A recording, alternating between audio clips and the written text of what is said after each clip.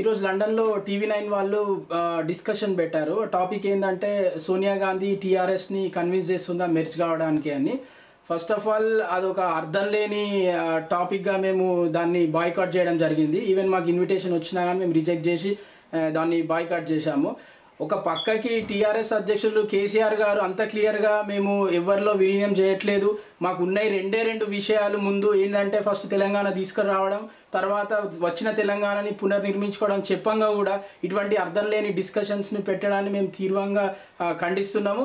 అలాగే ప్రస్తుతం రాష్ట్రంలో వాస్తవ పరిస్థితులు చాలా ఉన్నాయి డిస్కస్ చేయడానికి. ఒక విషయం తీసుకుంటే మన అందరికీ తెలుసు, ఒక చిన్న పిల్లలకు కూడా తెలుసు ఏంటంటే మన ప్రభుత్వము, రాష్ట్ర ప్రభుత్వము మైనారిటీలో పడిపోయిందని అందరికీ తెలుసు.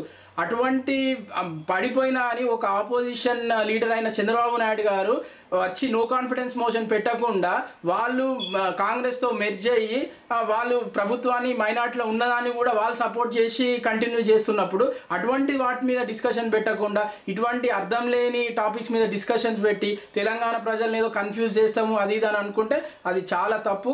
మేము టీవీ9 లాంటి ఛానల్ ఇటువంటి డిస్కషన్ని కండక్ట్ చేయడం అనేది చాలా దురదృష్టకరం.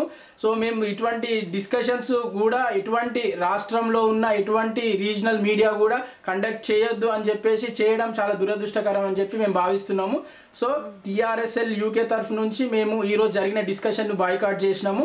జై తెలంగాణ.